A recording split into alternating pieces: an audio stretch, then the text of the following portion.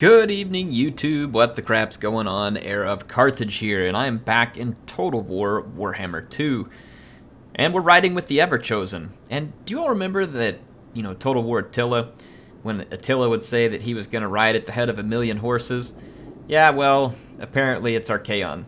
And it's not quite 1,000,000, it's just a few hundred. I mean, only a slight difference in numbers there. But if Archaon did have a ROHIRRIM, it would be this ROHIRRIM, and yes, he's riding into battle in an all-cavalry army pick.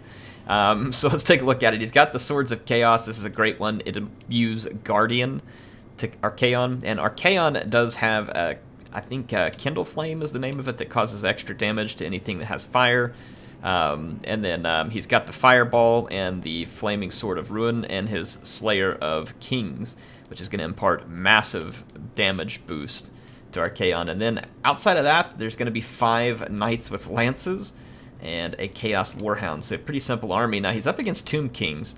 This all-cavalry army can be challenging, to say the least, but up against an undead faction it will be particularly challenging because you can't rout them and hunt them down. And the Tomb Kings are rocking 2 bowmen on horses on this flank, so a couple of skeleton horse archers.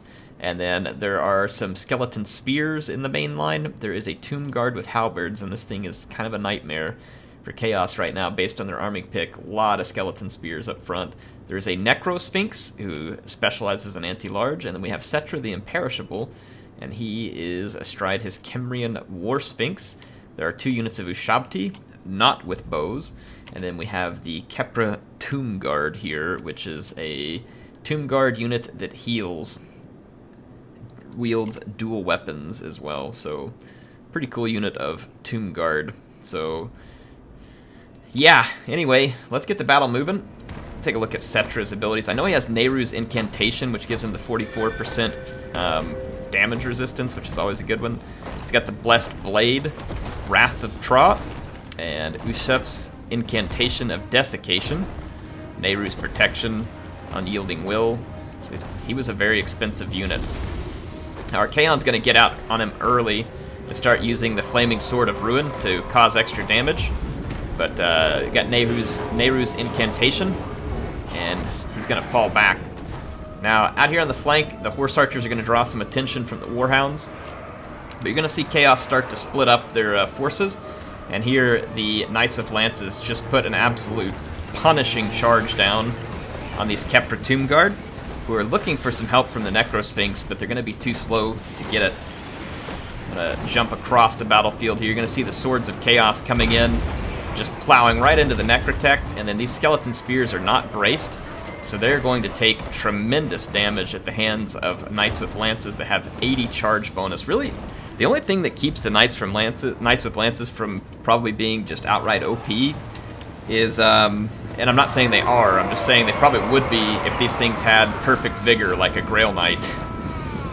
Because they have really heavy armor and shields, and they just pummel infantry on the charge. If they had perfect vigor, because it's really their vigor is about the only thing that starts to hurt them, because they just get so slow that they can't cause the same amount of damage over the course of a battle. Look at this, the Kepra Tomb Guard already having taken 1 massive hit is just going to get lanced again. They're going to take huge damage. The Necrosphinx again looking to help protect them, but the Kepra Tomb Guard has already lost a significant amount of hit points. These Skeleton Spearmen actually have their backs turned, so they're going to once again take massive damage. There was a Fireball there that was aimed at the Necrotect, and it connected with him. He took massive damage, and now the Necrotect is going to get singled out by the Swords of Chaos. And then the Slayer of Kings himself here, as Archaon rolls in. There's the Necrotect with his little whip. He is not going to want to be in battle right here. He's going to get whipped. There he goes. So the Necrotect is out, so his ability to heal the different constructs on the battlefield will be a non-factor. These Warhounds with Poison are chasing a Skeleton Archer back here. And you can see the Chaos Knights just attempting to cause as much damage, but the Tomb Kings player not just going to sit back and take it. It's been good and bad. Sometimes good, sometimes bad, obviously. But he's pushing aggressively and making sure the Knights with Chaos don't have an easy way to regroup for their charges. And you can see that he retreats his leaders back into the cover of his fodder units, who are healing from the Realm of Souls, by the way. The Summoned Ushabti is up, which tells us that we're at the Tier 3 Realm of Souls. I believe that's a summon. Actually, no, it's not. It is not the Summoned Ushabti. So we may not be up to Tier 3 yet. One Chaos Knights with Lances is almost gone. The Kepra Tomb Guard has just been hit and hit and hit. But the really big threat is actually the Tomb Guard with Halberd. It doesn't rout, it's anti-large, and it can brace and really do well. Obviously, you're going to want to get rid of the Necrosphinx and Cetra, and over here you can see the Necrosphinx getting singled out by a bunch of cavalry. It is an anti-large unit, but getting hit by this much highly armored, high-charged cavalry supported by Archaon, going to put him in a bad position, and he's going to take a lot of damage there. And you can see the Halberds, of course, anxious to engage anything from Chaos for an extended period of time. And now that Cetra has the support of all these spears, he's going to come in and attack, but Archaon's going to flee back, and you're going to see that the Knights with Lances here being used against the Ushabti unit, trying to deal massive damage to the Ushabti, but it actually doesn't do great. There's not a lot of armor piercing on the Knights with Lances, so they didn't quickly do anything to those Ushabti. Low armor units are the ones that are going to suffer much worse. And again, now you can kind of see the Knights with Lances slowing. It's harder for them to retreat. They're starting to take some losses, and numbers are not in favor of Chaos. But I mean, they've killed half the Tomb King army at this point, but they've lost 2/3 of their, or half of their own as well. So the Necrosphinx is wide open for a charge from Archaon, and Archaon does come in and land a big charge on it, but there's a Nehru's Incantation protecting the Necrosphinx, so very nicely done by the Tomb King's player. The Tomb King player is doing pretty well so far to stop this, but he is taking immense losses, and there's no way not to take immense losses from this type of thing. He did have some Skeleton Horse Archers that are still back there, and he's getting rid of some Warhounds with poison. The Necrosphinx is in dire trouble here. Swords of Chaos just took some damage as well. This is a very important unit because they provide extra physical resistance to Archaon when they're around because of the Guardian ability. Nice charges here from every direction, so the Tomb Kings will be suffering, but again, you can see the speed of these horsemen significantly slowed, and speed is important because it plays a big factor in impact damage. And early in the battle, when their speed is high, you'll notice the impact damage is tremendous. Now back here, Necrosphinx once again gets singled out. It's taking some damage from these Knights with Lances. And Archaon is getting batted around right now by Cetra, but Cetra taking quite a lot of damage in return. Slayer of Kings had been used earlier and helped Archaon get a couple of big hits on Cetra. And the Necrosphinx was downed in the meantime. So one large construct down, and that leaves Chaos with the how do we deal with the Halberds thing here. You see Cetra using his explosion ability there. There's not a lot of enemy infantry for that to be most useful against. See the Ushabti over here being focused down. It's now gone. There is one more Ushabti, Archaon, trying to get some charges along with the Swords of Chaos on these unbraced infantry. Swords of Chaos have a bonus versus infantry and a pretty nice charge. But if they stay in prolonged combat, anything staying in prolonged combat with those Halberds is not going to enjoy it. See, Cetra wants to get out here and get a piece of these units. The last thing the Tomb King's player wants to do here is to get separated from his forces and singled out. So he's going to want to stay near his forces, let Chaos do their charges, and try and just ride this out. And then Chaos, of course, has to be good at knowing when to cycle, which units to charge. One of these spearmen is about to be completely gone if the leadership stays low enough. The Kepra Tomb Guard have taken tremendous damage, but Chaos is getting left here now with not very many units. You've got a Swords of Chaos, a few Knights with Lances. These guys here are about to rout, and then Cetra is getting out here and attempting to send these guys packing. Archaon is tied up, but he does have a good opportunity to come out here and single out Cetra for a moment.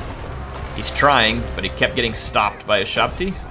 But here Archaon's going to get a charge in, at least I thought he was. Kind of missed him right there. Yeah, he's still going after Cetra for sure. Oh yeah, Cetra has definitely left himself out in the open here. Yep, Swords of Chaos are going to cycle around. And Archaon might stick this out, even though he's in a potential to take a lot of damage. If he can get Cetra beaten down, those Tomb Guards. The Tomb Guards with halberds are absolutely keeping the Tomb King's army in this fight.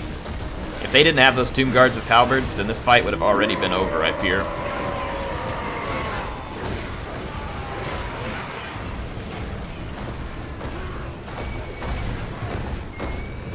So we got the Swords of Chaos here, and some Knights with Lances. And here comes Archaon. They're going to try and single out Cetra, and they're going to get him. So the Imperishable perishes, but very few units for Chaos left. There was a Knight with Lances that did regroup, but they're in poor shape. Only 2 leadership. Chaos is going to need all the forces they can get, though. So Archaon's plowing in. He's still got to deal with the new Shabti, which deals a lot of armor-piercing damage, and a Tomb Guard, which deals the armor-piercing damage with the bonus versus large. As far as magic goes, there is no piercing bolts of burning, and look, that Chaos Knight with Lances turned tail to run. And it is just going to be a slugfest at this point to see whether Archaon can slog his way through here. As long as the Swords of Chaos are alive, Archaon gets extra physical resistance, which is very helpful. Nothing here outside of the Kepra Tomb Guard is dealing magic damage. But, I mean, it's nice to have that Kepra Tomb Guard there because it'll kind of bypass that effect there. I do believe that Archaon may have just spit out a fireball based on the sounds there, trying to cause some extra damage. And you can see that the Tomb King's units are definitely pretty worn from battle, but this Skeleton Horse Archer, which earlier seemed to be left out of the fight, decides to come back, and never a moment too late here for the Tomb Kings. They need the mass that those Skeleton Horse Archers bring to be able to help tie units down and to chase them down. So now they have some speed that's very important here. If the Chaos Cavalry flees, it just gets chased by the Horse Archers and attacked in the back. And that could indeed make it rout, and Archaon is getting left alone for the time being. And he is not going to have an easy time fighting his way out of this. Now, if he was the campaign version of Archaon that I had in my campaign, we might be talking about a different story there. Archaon would probably easily chew his way through all these guys. The Swords of Chaos are going to rout, and that leaves Archaon one versus many. Can the Ever-Chosen cut his way through these Tomb Kings? It's not looking good. He's stuck. He's trying to flee out of combat right here, but he's stuck. He's not getting out of here, not with all these horsemen around. Archaon's just going to have to try and fight his way out. That's really the only way this is going to work. Don't believe there's going to be any cycle charging capability here. See, Shabti is almost gone. You see the different units of it crumbling out. Fortunately for the Tomb Kings, though, they get a couple extra hits. Now, the Swords of Chaos regroup, and they're going to be charged by these Skeleton Horse Archers, but despite the low numbers, Skeleton Horse Archers don't have any business fighting them. You can see Archaon is really trying to extricate himself from this fight. He wants to be by the Swords of Chaos to get their protection, and that Skeleton Horse Archer knows it, so it's going to come try and pin Archaon back in this fight. Those horsemen won't last long.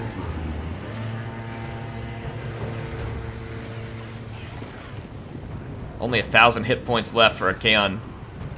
And quite honestly, it's not looking great for him at this point. He's got a lot of Tomb King units left. He would have to utterly break their leadership, and their leadership just isn't that close to breaking. That Skeleton Horse Archer may be the nail in Archaon's coffin here. And despite the valiant effort from the Chaos Rohirrim, Archaon is just not going to be able to tank this one out. The Kepra Tomb Guard is healing. This Tomb Guard with halberds is just going to really be dishing the damage to Archaon at this point because he gets stuck in combat. He's an easy target. The Swords of Chaos just absolutely valiant here, down to the very last man, supporting their lord. Very impressive performance from them, and a very important unit. That extra physical resistance, though, won't stop the Kepra Tomb Guard. There was a little bit of crumbling there, but it's now over. And Archaon loses his leadership and can't stay in the fight. So a valiant defeat for Halo against Omega Troll. Hey, and the troll was on Omega Troll because he was getting memed by the all-cavalry build. Fun all-cavalry build from Halo, so appreciate him sending that in. You guys keep an eye out, too. I think Halo has some plans for some tournament action on the channel, so keep an eye out for any announcements or anything coming up. But Halo, appreciate you submitting this. Hope you're doing well. Omega Troll, way to hang in there, man. You got to go fight. Don't give up when you see those people bringing the meme armies against you. You got to just take the fight to them and keep at it. Don't ever give up. Hey, if you all enjoyed it, make sure and get up there and hit that like button. It helps me a lot by helping to get this video recommended to other folks, so you can help the channel grow by doing something very small there. Now, if you didn't like the video, well, of course, go up and hit the dislike button, and then go down in the comments, please, and tell me what I need to do better. And please feel free to comment, as always, on how you thought the players did, anything you do different, things you want to see me cover. You know, just hit it up. Let me know. I will see you all next time with some more battle action.